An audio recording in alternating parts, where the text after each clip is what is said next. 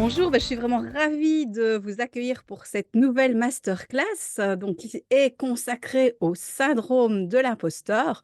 Comment dépasser ce plafond Alors, de qu'est-ce qu'on va verre? voir ensemble aujourd'hui? Tout d'abord, on va voir ce qu'on entend par le syndrome de l'imposteur. Alors ici, moi, l'idée, c'est pas de vous partager des choses que vous avez déjà vues ailleurs, c'est vraiment de vous partager mon expérience, mon vécu et mon regard assez multidimensionnel sur ce que c'est ce syndrome, ce fameux syndrome de l'imposteur qui peut nous bloquer dans l'avancée vers nos rêves. Alors ensuite, on verra un peu quels sont les bénéfices secondaires qui peuvent se cacher derrière, ce syndrome de l'imposteur. Puis je vous inviterai à voir ce qui est là pour vous au-delà de ce plafond de verre, parce que moi, je vois le syndrome de l'imposteur comme un plafond de verre qui peut nous empêcher, d'avancer, vers nos rêves ou vers notre ikigai. Et vous savez que l'ikigai, c'est vraiment, quelque chose dont je vous parle beaucoup, hein, spécifiquement dans ces masterclass ikigai, forcément. Et alors donc on va voir, très concrètement comment est-ce que vous allez pouvoir transformer ce fameux syndrome en un précieux allié pour pouvoir justement poser les pas vers votre ikigai. Le syndrome de l'imposteur, en fait, c'est vraiment, ça fait vraiment référence à toute une série, d'émotions, on va dire, désagréables. Alors, il y en a beaucoup qui sont liées, à la peur. Alors, il peut y avoir d'autres choses que ce que je vais vous évoquer maintenant. L'idée, c'est voyez un petit peu, vous, dans ce que je cite là, s'il y a des choses qui vous parlent, que vous vivez par moment, hein. Donc après, il y aura un moment d'introspection pour que ce soit plus concret, pour que vous voyez si vous, parfois, c'est quelque chose que vous vivez dans des situations bien précises. Donc, mais en général, c'est souvent les mêmes peurs le même type de peurs, qui reviennent. Donc, il y a par exemple la peur de ne pas être à la hauteur, la peur de ne pas être compétent, la peur de ne pas être légitime. Ça peut être la peur de ne pas réussir, la peur d'être jugé, ça peut être la peur de se lancer. Alors évidemment, il va y avoir tout ce qui est lié peut-être au manque, hein, donc ça peut être un manque de confiance, une insécurité aussi.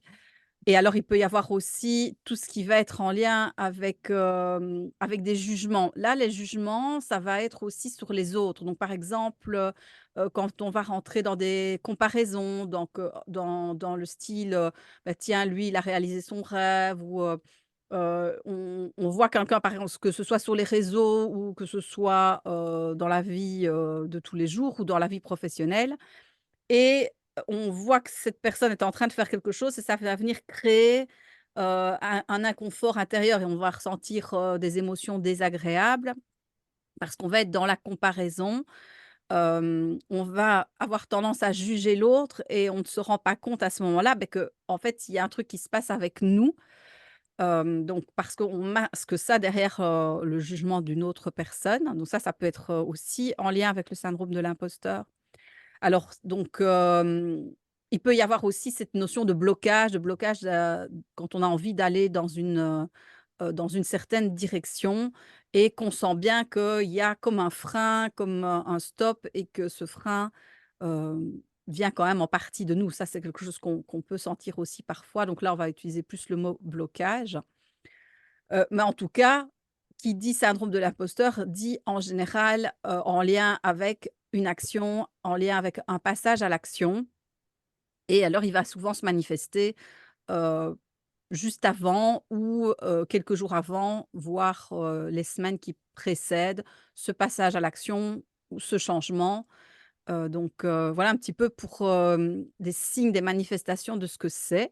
Ici, on est dans les métiers qui vont être le plus concernés et où ça va être le plus challengeant, mais ça va être justement les métiers de l'accompagnement où on n'est pas en train de proposer, des produits physiques ou proposer, des services qui sont liés à des tâches bien précises, mais on est en train c'est nous en fait qui sommes un peu, l'outil.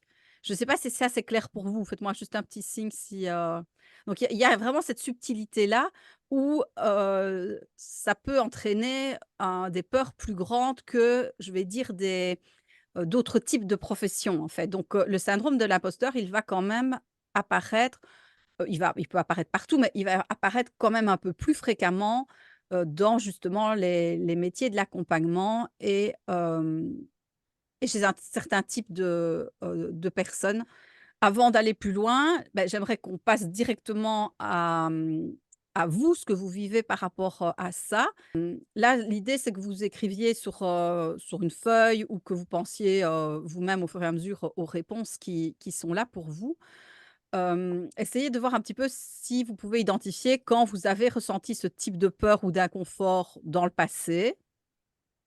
Alors maintenant, est-ce que vous pouvez identifier ou est-ce que c'est quelque chose que vous ressentez? Mais là, on va se rapprocher plus du moment présent, donc ces derniers temps, ces derniers jours, ces dernières semaines, peut-être les derniers mois, mais donc vraiment, quelque chose que vous ressentez, que vous avez ressenti en tout cas plus récemment ou peut-être que vous ressentez même, ces jours-ci?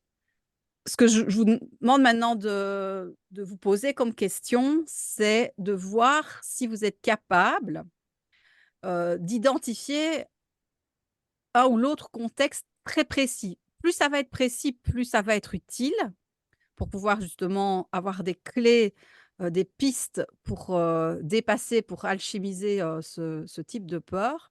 Donc, le contexte, précis, qu'est-ce que j'entends par contexte précis? Est-ce que vous êtes peut-être capable d'identifier des personnes, une ou des personnes avec qui, vous allez ressentir cet inconfort, ces émotions, désagréables qui peuvent se manifester, je ne sais pas moi, ça peut être au niveau du ventre, ça peut être au niveau de la cage thoracique, donc est-ce que vous êtes capable d'identifier avec qui? Un moment, peut-être vous vous souvenez précisément, tiens, c'était, tel jour ou à tel moment. Alors peut-être le lieu, identifier un lieu ou une situation et alors donc essayez en si c'est possible pour vous, de voir si vous avez d'autres contextes en tête, si vous avez plusieurs contextes en tête. Est-ce qu'il y a des points communs? Est-ce qu'il y a des choses qui reviennent, qui sont similaires, entre, le 1er contexte et le deuxième contexte que vous avez pu identifier? Ça va vraiment être, un travail en profondeur, pour vraiment démasquer en quelque sorte, ce ce fameux syndrome. Alors en fait, je me suis souvenue d'une expérience qui est arrivée en 96. Alors je la partage en deuxième lieu parce qu'elle a duré, on pourrait dire plus longtemps, puisque c'était, jusqu'en 2018-2019, elle a refait surface. Donc en fait, en 1996, j'ai fait des études en information et communication et dans le cadre de mes études, je faisais un stage en journalisme, dans un festival du film francophone, donc en Belgique. Et dans le cadre de ce stage, j'étais amenée à visionner les films, je devais faire des interviews des réalisateurs, il y avait les frères Dardenne, Jean Reno, enfin bon, il y avait plein de personnes, connues.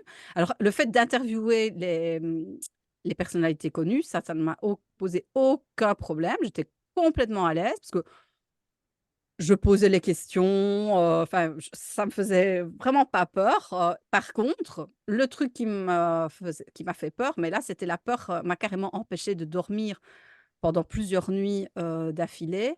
C'était alors c'est vraiment con, hein, mais c'était donc je rédigeais l'article, donc pour rédiger l'article, donc je rédigeais à chaque fois un article sur base des interviews et cetera.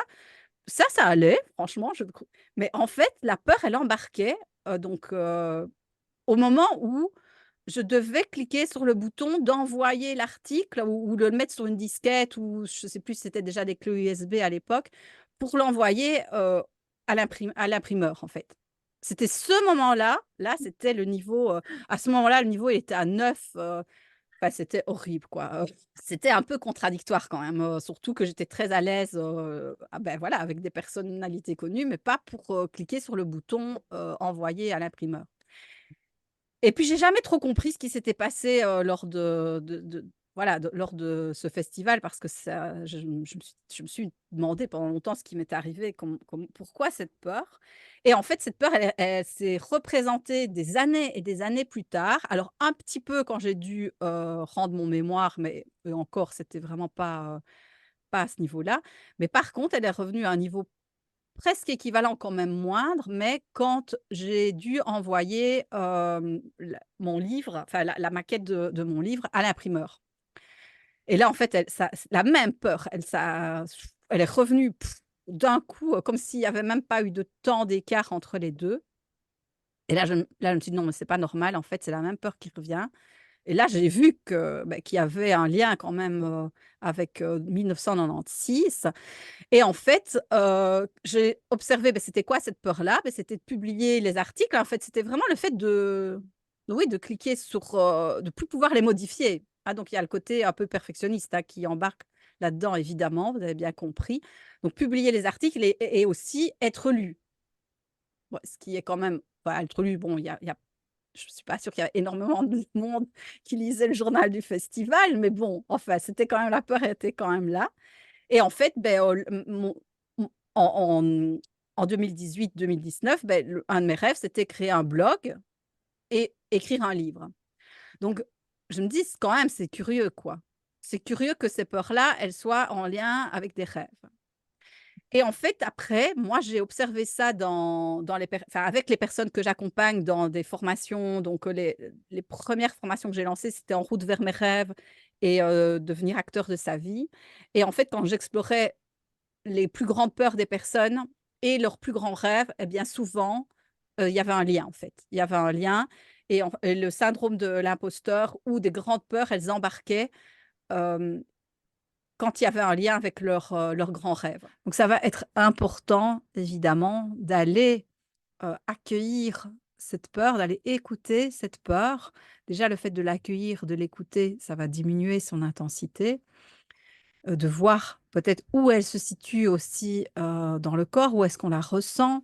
Et par la suite, de voir si on choisit de se poser, si on choisit de recharger ses batteries ou si on choisit de poser des toutes petites actions, des petits pas les uns après les autres, puisque, dans de nombreux cas, l'action va vraiment, diminuer l'intensité, de la peur. Donc ça, c'est vraiment une grande clé.